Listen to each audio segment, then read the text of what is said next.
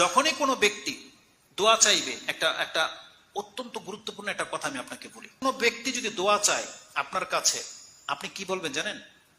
সে যদি বলে আপনি আমার জন্য দোয়া করেন আল্লাহ যেন আমাকে সুস্থ করে দেয়, আপনি বলবেন আল্লাহ তুমি আমাকে এবং ভাইকে সুস্থ করে দাও।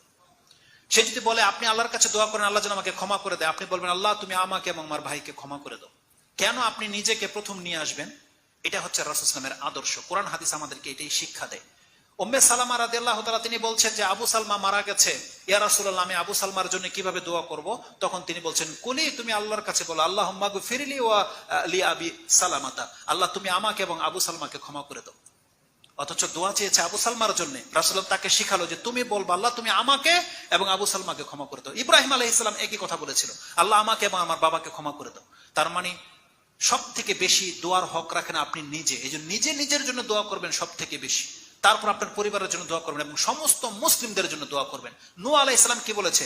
রব্বি গফিরলি ওয়ালিল ওয়ালিদাইয়া ওয়ালিমান দাখালা বাইতিয়া মুমিনান ওয়ালিল মুমিনিনা ওয়াল মুমিনাত। আল্লাহ বলছে আল্লাহ তুমি আমাকে ক্ষমা করো, আমার বাপ মাকে ক্ষমা করো এবং আমার ঘরে যারা মুসলিম হয়ে প্রবেশ করবে তাদেরকে ক্ষমা করো এবং যত মুমিন মুসলিমাত আছে তাদেরকে ক্ষমা করো। এখানে দেখেন নিজের দিকে আগে ঠেলে দেওয়া হয়েছে।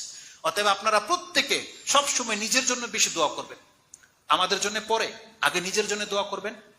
আরেকটা চমৎকার যুক্তি দেখাই আপনাকে। সালাতে আত্তাহিয়াতুর মধ্যে কি পড়েন? আত্তাহিয়াতুর মধ্যে সবচেয়ে প্রথম আমরা দোয়া করি রাসূল সাল্লাল্লাহু আলাইহি ওয়াসাল্লামের জন্য, কারণ দোয়ার ক্ষেত্রে তিনি হকদার আগে, এটা আমাদেরই ফায়দা। রাসূল সাল্লাল্লাহু আলাইহি ওয়াসাল্লামের জন্য দোয়া করলে এই দোয়া বেশি কবুল হয়। তারপরে কি বলেন? আসসালামু আলাইকা আইয়ুহান নাবিয়্যু, তারপরে ওয়া আসসালামু আলাইনা, হে আল্লাহ আমাদের উপরে শান্তি হোক, আলাইনা ওয়া ইবাদিল্লাহিস সালিহিন, তারপরে অন্যান্য ভাইদের কথা আসবে।